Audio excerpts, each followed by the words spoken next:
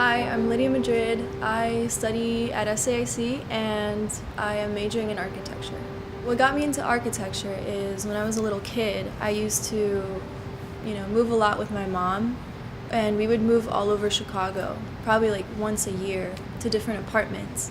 And so I really got to explore the different neighborhoods in Chicago, and I really got to kind of like experience what they mean within Chicago. I began to understand how people interact with different spaces, especially like apartments, where you live, where you work, where you study. It can really influence the way people think and the feelings that they feel inside those spaces. As I got older, there were a lot of people telling me that I shouldn't go into architecture because I was a woman, or because I wasn't a man, and like architecture's a man's profession. And I always thought that was really funny because especially like in 2019, I've already had 2 people tell me that I'm not fit for the profession, or not fit to study, or like they asked me like, what are you going to do with that degree, like why architecture? Honestly, that just pushes me further, because if somebody tells me that I can't do architecture just because I'm a woman, that's like challenging me to be better at my craft. So it only makes me want to practice it more and want to go into it more. It makes me want to advance in architecture. It makes me want my own firm. Only 5% of women have their own firms in the world in architecture, their own architecture firms, which is crazy. Women are so capable of leading a firm and leading a group of people to create buildings and to create spaces. It shouldn't even be a question. And you need more representation in architecture, especially for people who are like me, who are studying architecture right now, and all I hear about is Mies van der Rohe, Frank Lloyd Wright. Like, their work is great, but like I would love to hear about, Jeannie Gang, or more women in architecture, more people of color in architecture, more queer people in architecture. You don't hear about that, you don't study that. What inspires me in like the different things that I do are very different.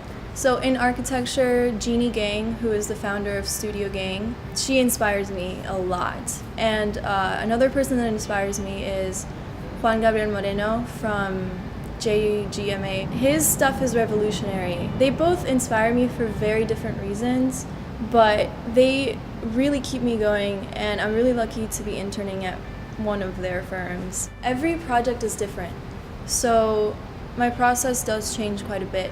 I do like to think a lot about light and the way light can penetrate a building, and also the way that people use light to represent different perspectives in a space. So my process starts with sketching, and then it goes on to digital software where I clean everything up. And after that, you could really do some 3D modeling. I like to do 3D modeling because it's a physical way of representing an idea.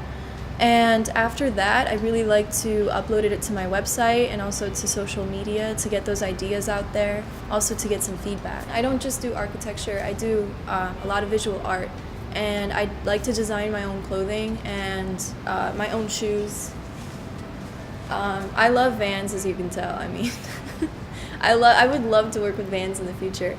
My outfit represents a lot of the things that I like within visual art. I mean, I also represented architecture in here. So as a kid, I used to draw floor plans. I had 8 books filled with floor plans, and I was like 10 years old. I chose to represent my inner child here with this floor plan design. My outfit is this visual representation of these architectural forms that my characters encompass. It's like this abstract reality of how people are in spaces. So my dream project is the Vans skating pavilion. So I really want to work with Vans to create a skate pavilion. My ideal location would be California.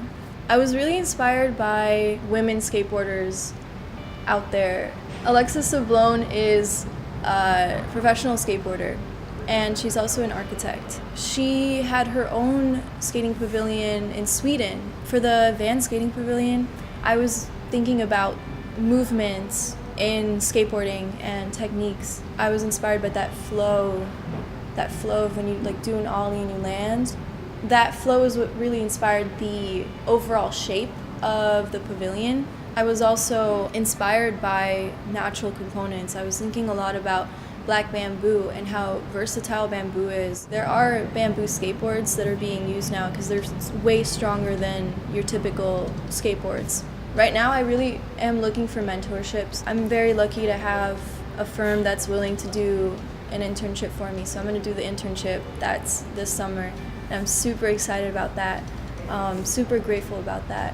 Especially like being so young and just having the ability to be involved in real world projects.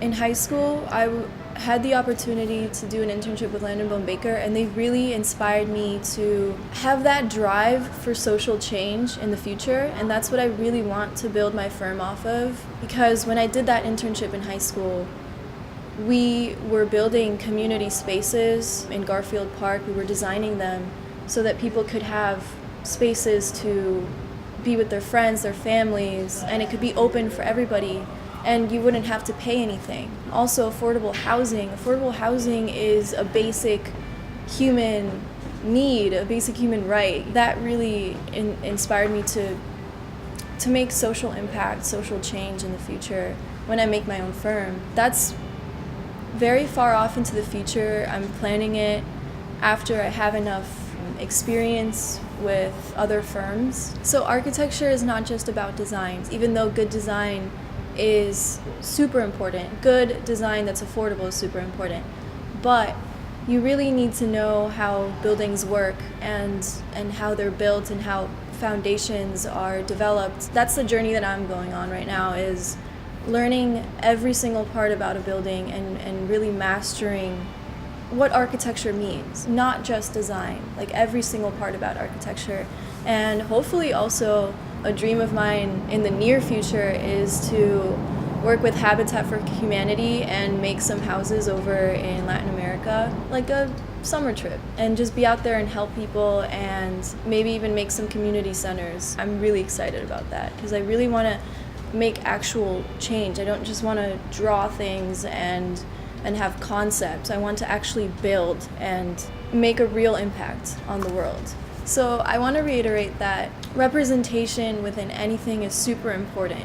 Within architecture, within visual art, painting, filmmaking, whatever it is, if you are somebody that's not represented in that field, you are crucial to how that industry moves on in the future. Because back then it was completely different. Representation wasn't available for many people, but now most people have the power and the voice to pursue their dream and their passion and to push that forward.